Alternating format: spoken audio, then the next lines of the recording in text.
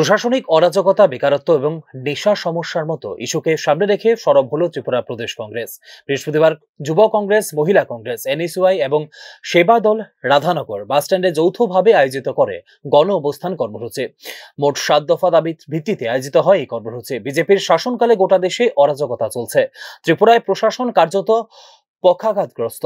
নেশামুক্ত রাজ্যের প্রতিশ্রুতি দিয়ে বিজেপি রাজ্যকে নেশার করিডোরে পরিণত করেছে বলে দিন অভিযোগ করেন প্রদেশ কংগ্রেস সভাপতি আশিস কুমার সাহা। রাজ্যে একটা সুস্থ প্রশাসন, মানুষ নিরাপত্তা চায়, মানুষ এই রাজ্যে সুখে শান্তিতে বেঁচে থাকতে চায়।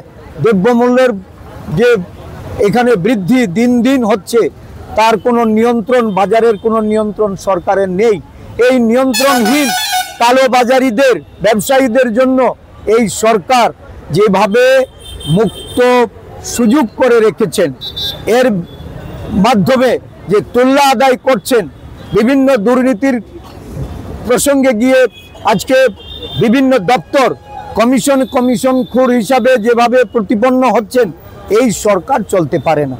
তাই আমরা গণ অবস্থানের মধ্য দিয়ে আওয়াজ তুলছি, জনগণকে জাগ্রত করছি এবং আগামী দিন আরো বৃহত্তর আন্দোলনের দিকে আমরা ধাপে ধাপে যাব।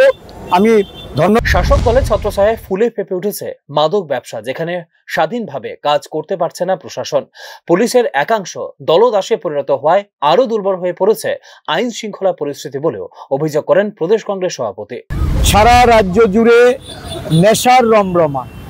নেশায় যেমন মানুষ আসক্ত করা, এটা এই সরকারের তাদের একটা মূল লক্ষ্য, যে নেশা মুক্ত রাজ্য গড়ার স্লোগান দিয়ে এখন নেশাযুক্ত রাজ্য গড়ার দিকে এগিয়ে যাচ্ছে।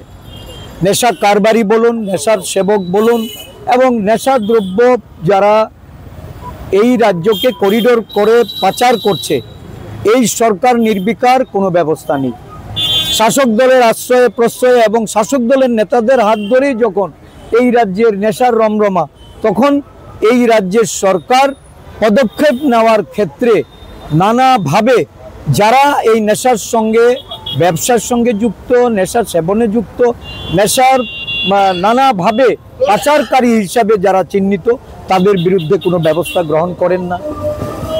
নেশা কারবারিদের বিরুদ্ধে কঠোরতম আইন অনুযায়ী ব্যবস্থা গ্রহণ, সরকারি দপ্তরের সব শূন্যপদ অবিলম্বে পূরণ, সরকারি শিক্ষার বেসরকারীকরণ বন্ধ, পুলিশ প্রশাসনকে স্বাধীনভাবে কাজের সুযোগ দেওয়া, 125তম সংবিধান সংশোধনী বিল সংসদে পাশ করা, ককবরক ভাষায় রোমান হরফ ব্যবহারের সরকারি অনুমোদন, অটো, টমটম ও ই রিক্সা চালকদের হয়রানি বন্ধ এবং নিত্য প্রয়োজনীয় দ্রব্যের মূল্যবৃদ্ধি রোধ, মোট এই 7 দফা দাবিকে কেন্দ্র করে পালন করা হয় গণ অবস্থান কর্মসূচি।